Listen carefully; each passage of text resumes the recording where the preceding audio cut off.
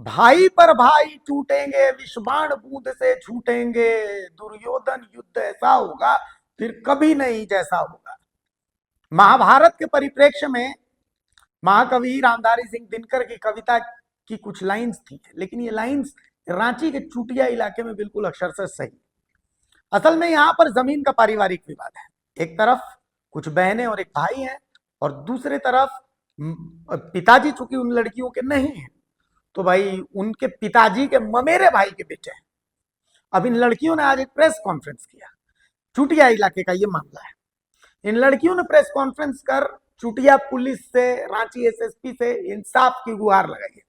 इनका कहना है कि इनके रिश्तेदारों ने एक जमीन है, उस जमीन में 5 फीट का रास्ता है, लेकिन उस 5 फीट में 3 फीट का इंक्रोचमेंट कर लिया है उन्होंने।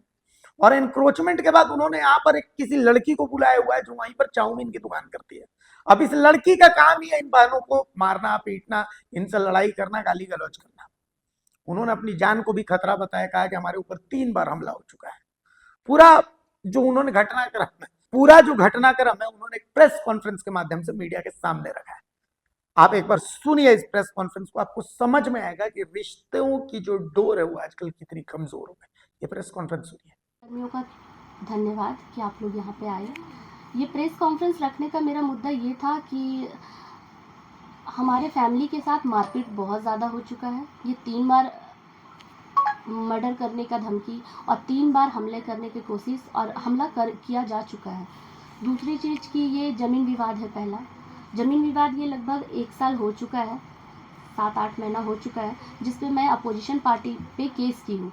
और ये ज़मीन विवाद ये है, रास्ते का विवाद है।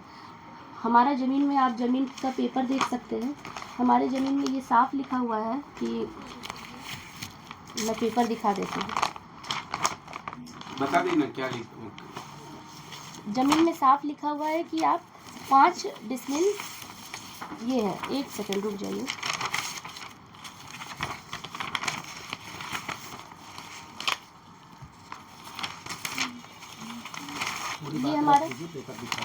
ये हमारा ज़मीन का पेपर है।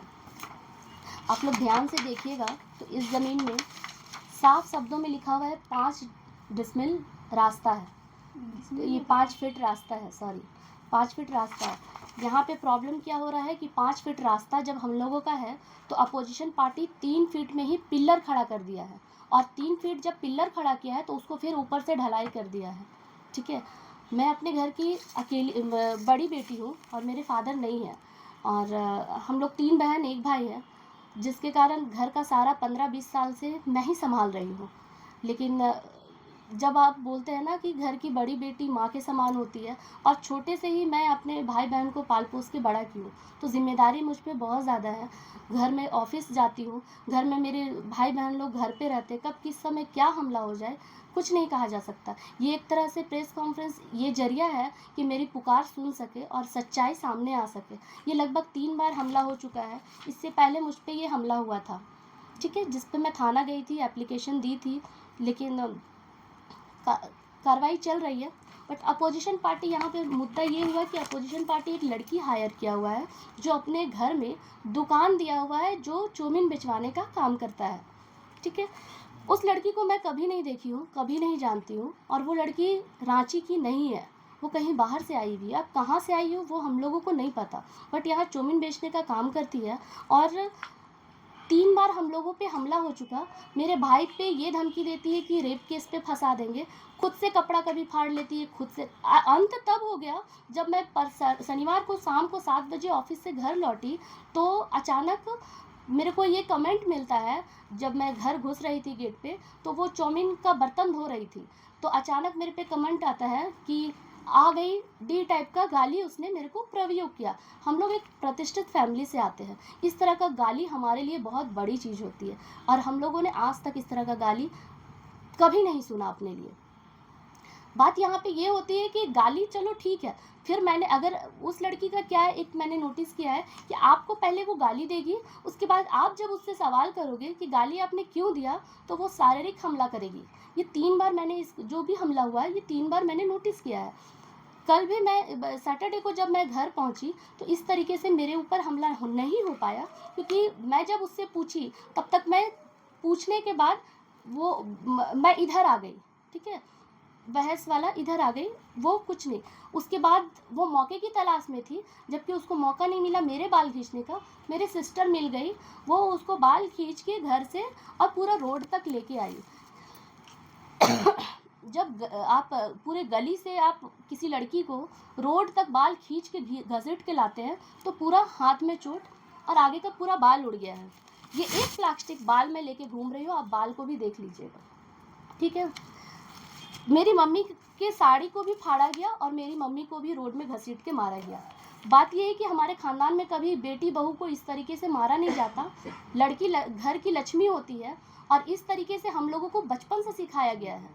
अब बात यहाँ पे है माँ बहन की इज्जत की है, तो मैं घर से बाहर रहूँगी, कल के डेट में मेरे भाई बहन को या घर से बाहर मुझे ही कुछ हो जाए तो इसका जिम्मेदार कौन होगा। तो इसीलिए मैं प्रशासन से बस यही उम्मीद करती हूँ कि अगर इस तरीके से हमला मेरे पास बार बार हो रहा है, मेरे परिवार के से हो रहा है, तो परिवार के साथ हो रहा है, तो बस मैं हाथ जोड़ के उम्मीद करती हूँ कि निष्पक्ष इस चीज़ की जांच की जाए। अगर जो गलत है उसके साथ सज़ा मिले, जो सही है उसको नहीं मिले सज़ा, न्याय मिले। उसको न्याय मिले। एक मामला कौन है अपोजिशन में आपके? हम्म?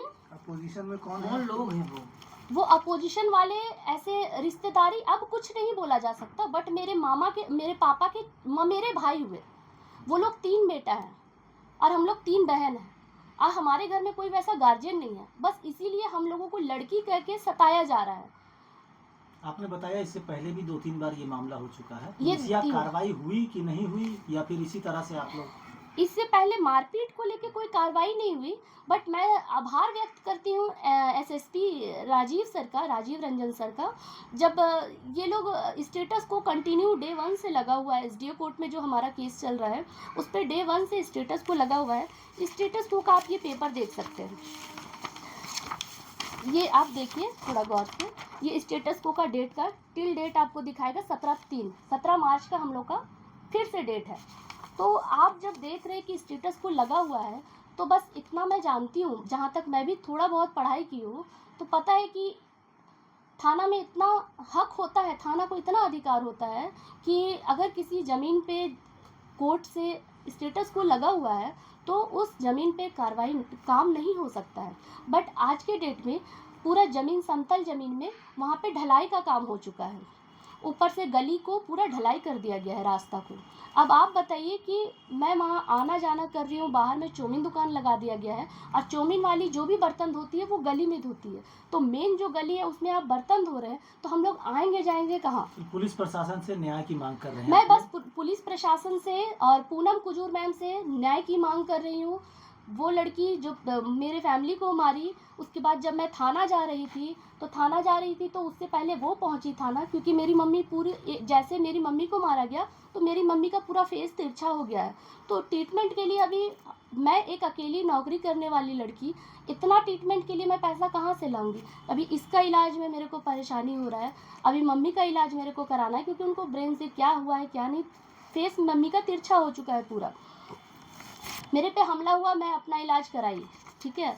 अब दूसरी बात, चौथी बार जब अटैक होगा तो पता नहीं हम लोग फैमिली में से कौन आदमी जिंदा रहेगा कौन नहीं रहेगा नहीं पता। मेरे भाई को एक केस की है कि ये लड़ाई विवाद में जब मेरा भाई बचाने के लिए गया तो मैं 3 फीट ऊंचे में खड़ी थी और 1 घंटा पहले मैं पूनम मैम से मिल के आई थी। ये उस दिन की बात है जब ये झगड़ा हुआ कि मैं मिल के आई और मेरा पीछे से बाल खींचा गया। आप बाल खींचेगा तो पूरा शरीर आपका सामने वाला अपोजिशन पार्टी के ये में आ जाता है, गिरफ्त में आ जाता है। हाँ, तो पूरा मेरा भाई दौड़ के आया, मेरे को पीछे से बचाया, क्योंकि मेरे फादर जब एक्सपायर किए थे तो वॉशरूम में स्लिप करके किए थे। सर का पार्ट बहुत सेंसिटिव होता है, एक बार अगर चोट लग गया तो सीधे डेथ। तो मैं आज जिंदा नहीं रहती अगर मेरा भाई मुझे नहीं बचाता। तो जब इस बचाव में आया तो वहाँ पे अपोजिशन पार्टी वाला जिस पे मैं केस की हूँ वो उस लड़की को लेके थाना पहुँचा और एप्लीकेशन, उस लड़की को सिग्नेचर करने भी नहीं आता है, प्रवीण शर्मा उसका एप्लीकेशन लिखा और उसको थाना में लेके गया और मेरे भाई के ऊपर, मेरी मम्मी के ऊपर और हम लोग के ऊपर एक FIR लॉन्च किया कि इसकी बेटी गाली देती है मेरे बारे में और इसने इसकी माँ बाल खींच के मारी और इस बीच में इसका भाई बचाने के संदर्भ में मेरे सीने में हाथ डाला। मैं बस ये चाहती हूँ कि जो भी एफआईआर 10 तरह का एफआईआर हो रहा है मेरे खिलाफ या मेरे फैमिली के खिलाफ झूठा आरोप हो रहा है, बस इसका निष्पक्ष जांच की जाए और अगर दोषी जो भी पाया जाए उसे सजा दी जाए।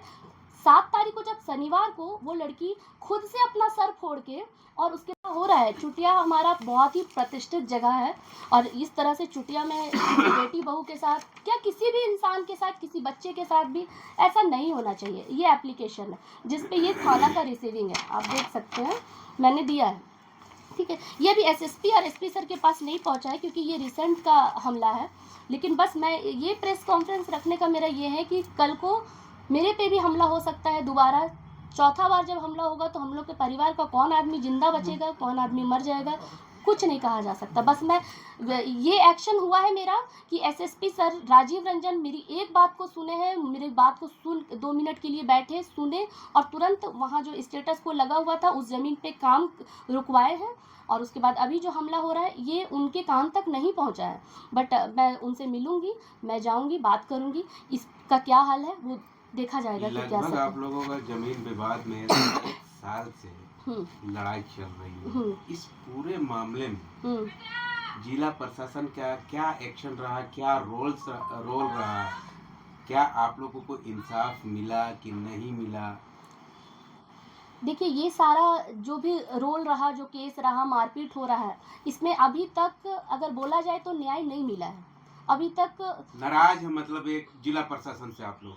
नहीं, जिला प्रशासन से नाराज नहीं है क्योंकि जिला प्रशासन से ही उम्मीद है, करता धरता हम लोग का सब वही है। तो मैं बस जिला प्रशासन से उम्मीद करती हूँ कि जो सच है उसका जल्दी से जल्दी जांच हो, जो स्लो चल रहा है प्रोसेसिंग वो थोड़ा जल्दी हो, थोड़ा फास्ट हो और सुनवाई हो कि एक पता नहीं कहाँ से आके कौन है जिसको जानते नहीं है वो लोग इस तरीके से हमला किया जा रहा है, कल के डेट में जान का खतरा है। तो ये सब चीज़ आप लोगों को पता होना चाहिए, दुनिया को पता होना चाहिए सच क्या है, गलत क्या है, किसी के साथ भी गलत नहीं होना चाहिए। हम लोग खुद चाहते हैं कि कभी भी किसी लड़की के साथ, किसी भी इंसान के साथ गलत ना हो। आज हमारे घर पे इस तरीके से हो रहा है, तो बस मैं आप लोगों से हम आप लोगों से बस यही उम्मीद करती हूँ कि प्रशासन से मैं मांग करती हूँ कि निष्पक्ष जांच हो और जो सच है वो सामने आए लोगों परिचय को।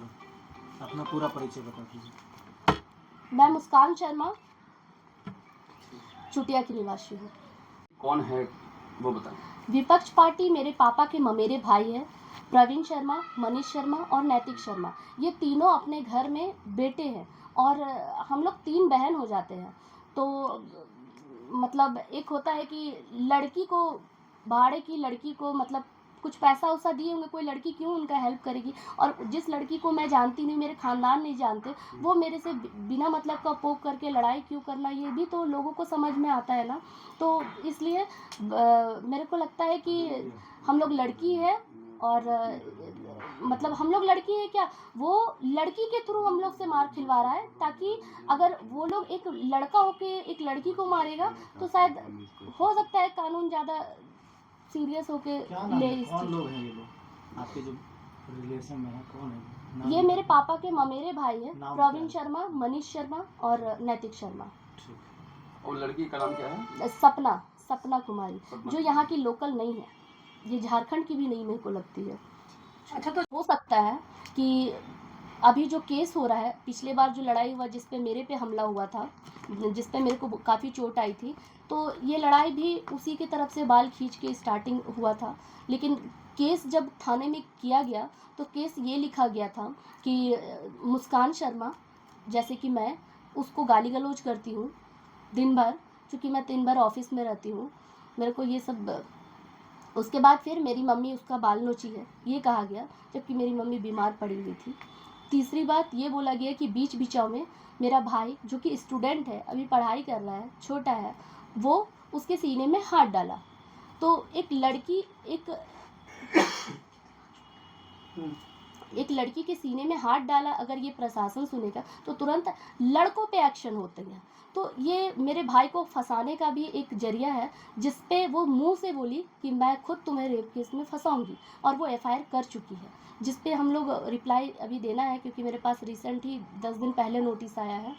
तो इस तरह से, जबकि प्रवीण शर्मा बचपन से ही हमारे घर के बगल में रहता है और मेरे साथ बहुत अभद्रता की है, मेरे साथ मतलब छेड़छाड़ इस तरीके का बहुत कुछ किया है जो मैं नहीं बता सकती। लेकिन आज जब इस तरीके की बातें हो रही है तो मेरे को बताना पड़ रहा है कि बर्दाश्त करने की एक सीमा होती है, और एक लड़की जब सारा कुछ हार जाती है तो अपने परिवार को संभालना, फादर नहीं होने के बाद घर को संभालना, आज के महंगाई में घर का खर्चा कितना है, और इस तरीके से जो मेरे साथ हो रहा है ये बताने लायक भी नहीं है, और आप हर किसी को बता भी नहीं सकते। एक प्रतिष्ठित, एक पढ़े लिखे घर के साथ ऐसा हो रहा है, ये बहुत सोचने वाली बात है। ठीक है।